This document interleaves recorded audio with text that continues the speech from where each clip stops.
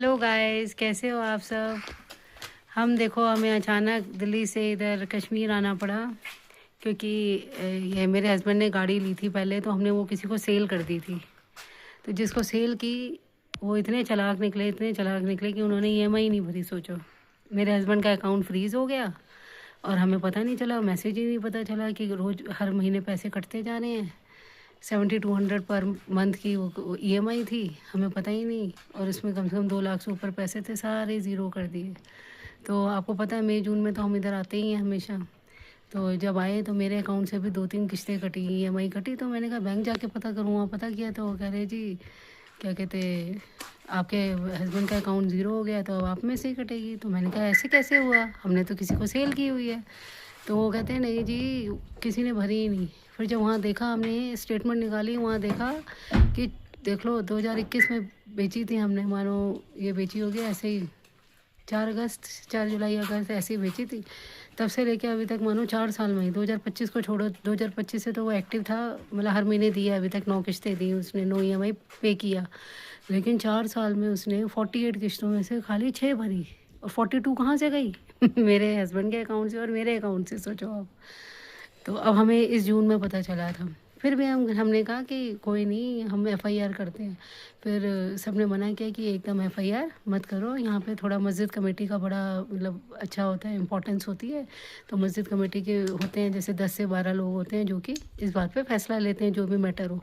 तो हमने उनको बुला के किया, उन्होंने फिर ऐसे करके हमें 2 चेक दिलवाए।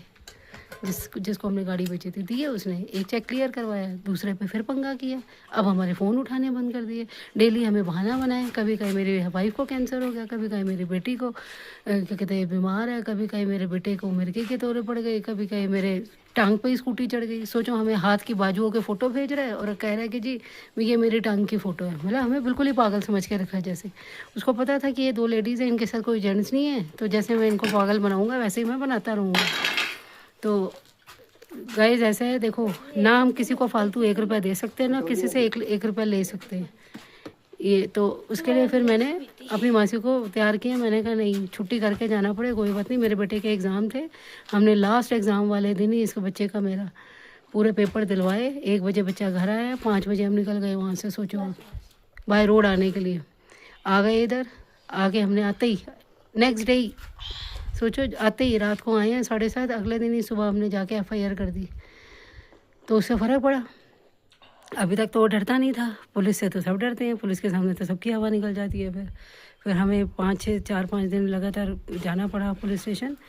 तो फिर देखो यहाँ मतलब कश्मीर के लोग इतने हेल्पफुल है, इतने हेल्पफुल है, आप ये नहीं कह सकते जी हिंदू ही हिंदू की हेल्प करता है, ऐसे नहीं होता। यहाँ तो सारा मैक्सिमम एरिया सिख और मुस्लिम्स का ही है ज़्यादा, हिंदू कम ही लोग हैं।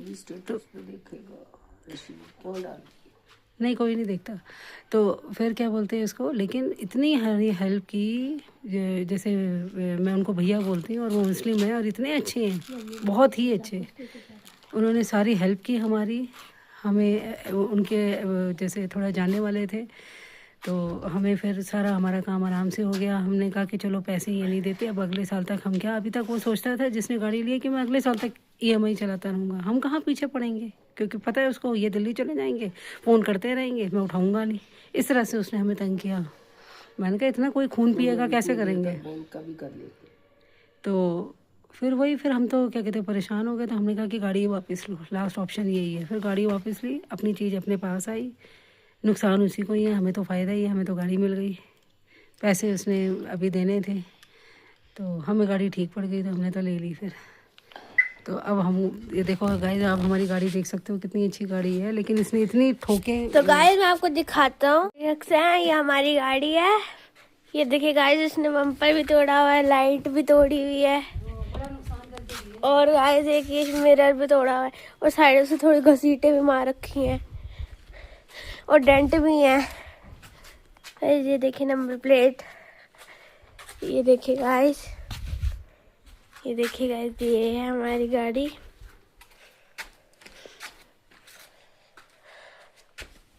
एक बार देना बेटा, इधर एक हाथ बोल रही गाड़ी को दिखा के बोल। गाइस मेन देखो, इस ब्लॉग का मतलब ये है कि अगर आप कभी भी किसी को गाड़ी बेचते हैं तो उसका पूरा ध्यान रखें। हमने इतना देखा नहीं, क्योंकि क्या कहते हैं, मेरे जैसे थे देवर वगैरह, उन सब ने करवाया था ये सारा, तो हमने इतना ध्यान नहीं दिया। हमने कहा चलो जिनको बेची है वो विश्वास वाले हैं, ट्रस्ट वाले हैं, तो वो भर रहे होंगे। मतलब गलती किसी की भी नहीं थी इसमें, हमने सोचा भर रहे होंगे, हमने भी नहीं देखा। और गाइस देखो 4 साल बाद पता चलता है कि उन्होंने तो भरी ही नहीं, सारे हमारे अकाउंट से जा रहे हैं। तो लोग इतने धोखेबाज हैं आजकल, इसलिए हमेशा अलर्ट रहो। अब पता चल गया मुझे भी, तो तब से फिर हमने अच्छी तरह से हम अलर्ट हो गए हर चीज़ के लिए। और अब देखो आके हमने FIR वगैरह करी, तो अपनी गाड़ी वापस ली। तो आगे से आप भी आगे से आप भी अपना क्या कहते हैं, अगर कुछ किसी को बेचते हैं स्कूटी, गाड़ी या बाइक, तो प्लीज़ अपना ध्यान रखिए कि वो पे भी कर रहा है या नहीं। ऐसे किसी विश्वास में मत रहिए। चलिए गाइस, मैं आपको गाड़ी दिखाता हूँ अंदर से।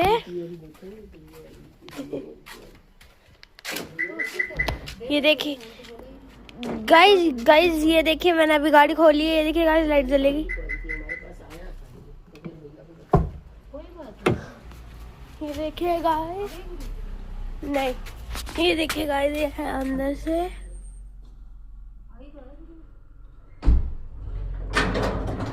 तब हमारे घर में कोई आ गया, तो फिर हम 12 बोला गए, जो ड्राइवर कल हमें दिल्ली लेके जाएगा, अब वो गाड़ी लेंगे, कल सुबह वो 4 बजे ले आएगा।